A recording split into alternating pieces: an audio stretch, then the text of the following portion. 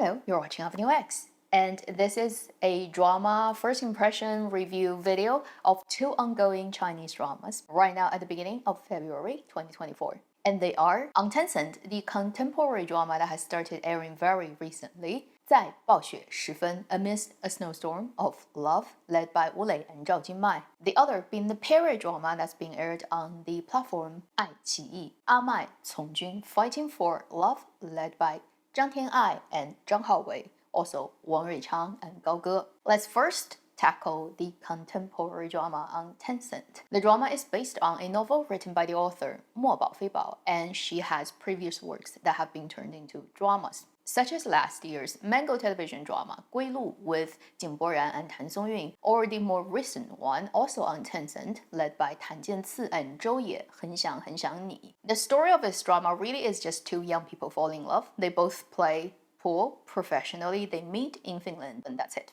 I've watched up to, very specifically, the first third of episode 8, and by that point I decided to quit. If you've previously watched my review on 很想很想你, this drama is very similar. So if I'm comparing these two Tencent dramas that came out very close to each other, very similar genre, length based on the same author's original novel, Love Me, Love My Voice is a better story to watch, and overall production quality is higher too, whereas this one, honestly, I am a little bit disappointed. And I also haven't seen very strong reaction on China's internet. It's been very lukewarm, very quiet. Generally speaking, not a lot of positive response, but that's just what I see, okay, because internet is very enclosed and echo chamber these days. You can't be sure what is exactly going on unless you work on the back end of that platform. On hardware side, this drama I feel is a huge miss of opportunity. It almost makes no difference for this drama had they shot it anywhere else in this world. The cinematography totally didn't capture the color, the texture, any type of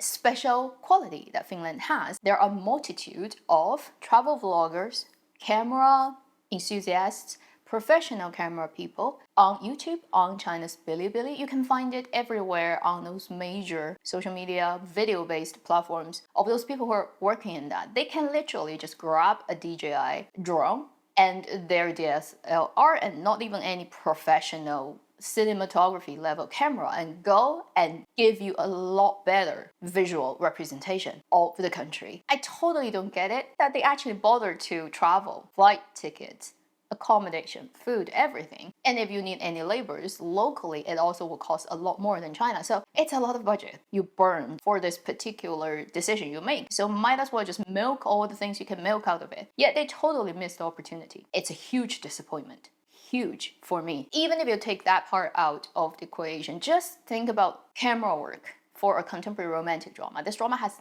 nothing that's special. The color is extremely bleached out. It's like food that's no longer fresh. While it's still edible, the color is already fading, that type of look. And if you forget about lighting, color grading, and not taking advantage of the locations they are literally at, just thinking about camera movement and any of that, design of shots, it also is totally no character. There's nothing you can remember from it. Not even one image of this drama so far by 7.3 episodes I've watched can leave an impression in my head. It's all a blur and it's all very bland and boring. In terms of the story, like other Mo Baofeibao story, everything else is not important. Only the main couple's romantic relationship is important. Everyone else, apart from the two leads, are literally there as a tool. They have only one purpose, which is to smack these two people together. They either do it from the positive end, which is encouraging them, creating opportunities, becoming their communicator, whatever, to help them come together, or they come from the other end of things. It's like a challenger as the third wheel type of situation that still ultimately help the two people get together. Basically, only the two leads are considered as humans by the writer. Everybody else is just mouthpiece. They literally have no character, no background story, and everybody you come across in this drama, which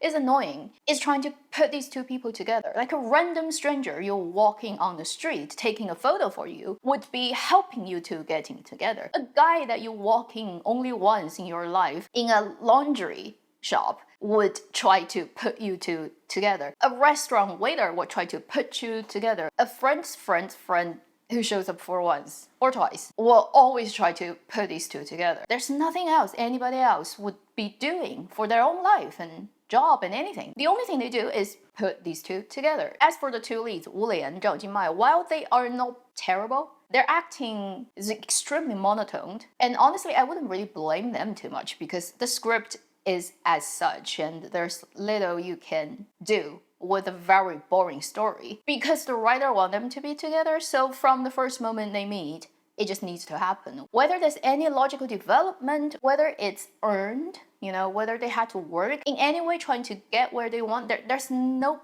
procedure. The drama consists of half of it between them is staring at each other and one acts very timid and fidgeting constantly, the female lead character. The other always has this smiling down smile of a guy who seems to, I look through and see through everything you're trying to do and I'm amused, but I'm not saying it. Like that's the constant energy between these two people that never changes. And then the other half between their relationship is literally happening on WeChat. So if they're not seeing each other physically or even in the same room, but just not looking at each other, then they're texting. The other is just like in physical presence of each other and just fidgeting and then smiling. Like that's all they do. There are so many moments while I was watching, while they were WeChatting each other, that I got so bored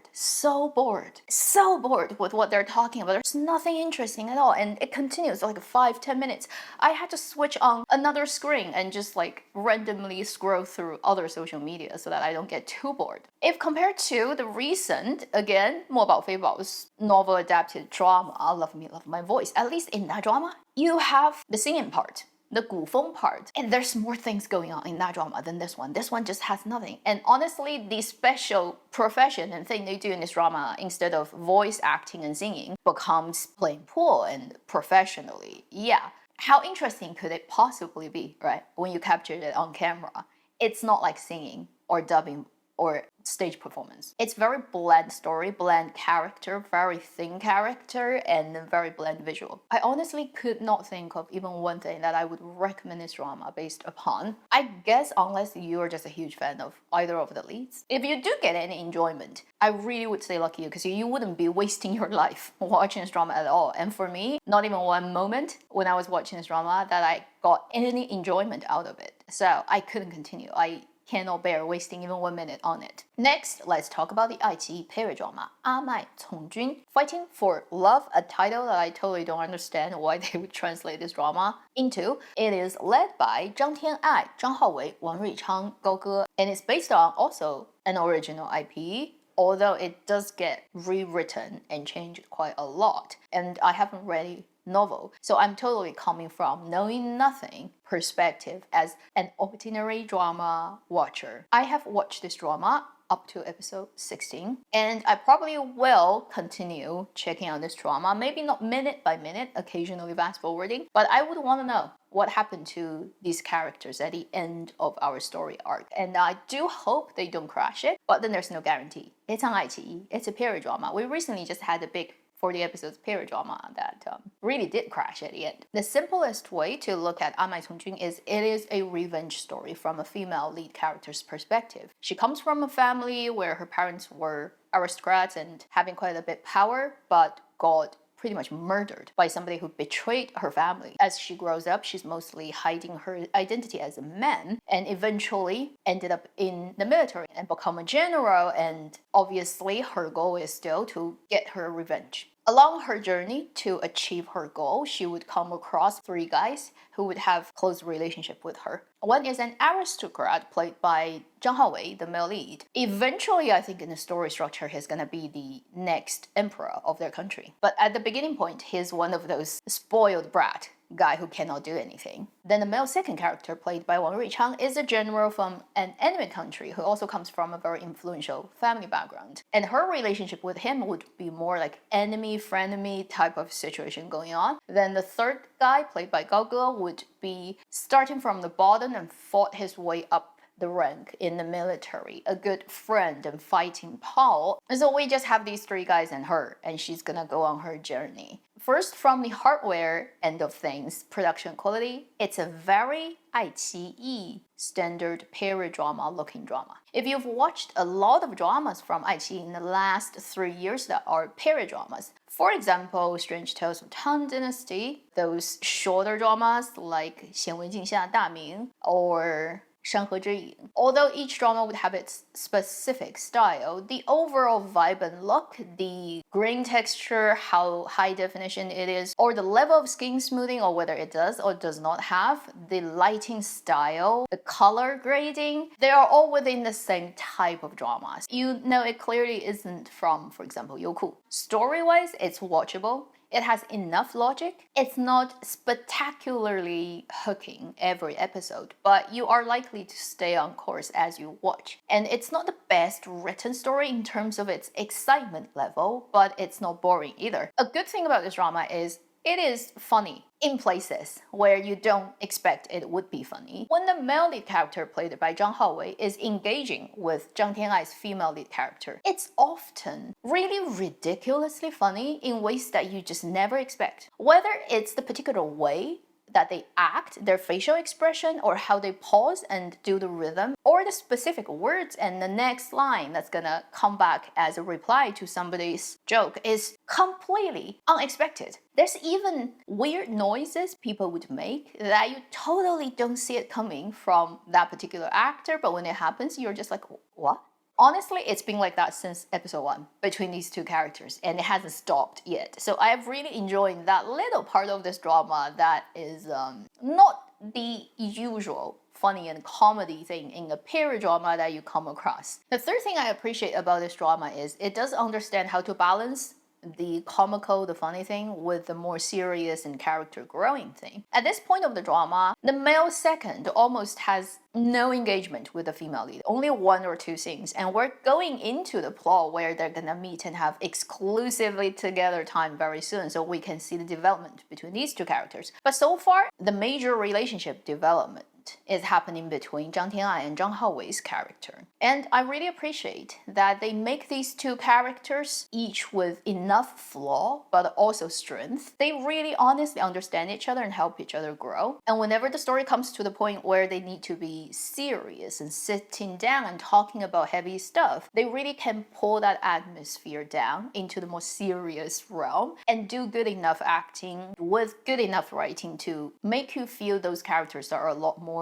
complicated than they appear to be. It still makes the male lead and female lead character at this point the most important relationship in the drama. But it's 40 episodes, anything can happen, and again, like I said, IT can crash it magnificently towards the end. So there's no guarantee that if you invest your time in now, you're gonna come out safe. So if you don't want run the risk. Wait till it finishes airing, the 40 episodes. It wouldn't be too long. The final thing that I appreciate about this drama is Zhang Tianai playing a man. You still can tell she's a woman. Proportion, even when she's super skinny, you can still tell her body shape is more female than male. And then they do darken her skin a lot with makeup. And they do add this very obvious and not so natural looking, sometimes a bit weird lower eyeliner to make her, I guess, look more male than female. It's not the best makeup for a girl pretending to be a guy in a period drama, but then it's not done not well because the actress wants to stay pretty. On the contrary, she's dirtied up all the time, and you can really tell in her performance and her effort that she really worked very hard and tried to convince everybody that she's a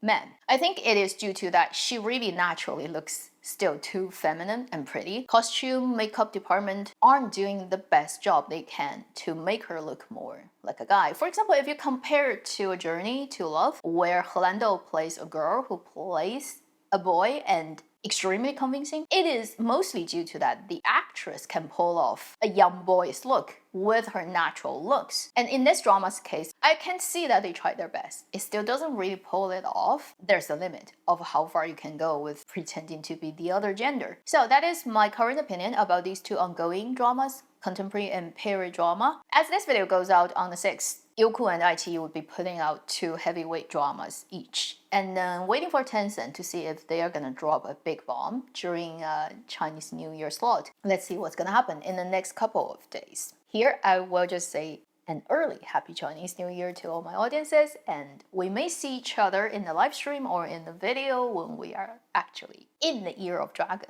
I mean, technically, after February the 4th, which is Li Chun, the first day of spring, we are already in Dragon's reign. If you look at your Chinese zodiac animal, as long as you're born this year, after China time, early morning, 4 o'clock, February the 4th, you are a dragon, officially. The green dragon, the wood dragon. Okay, so that should be the end of this video. Thank you for watching. I have new X. I'll see you in my next video. Meanwhile, live long and happy.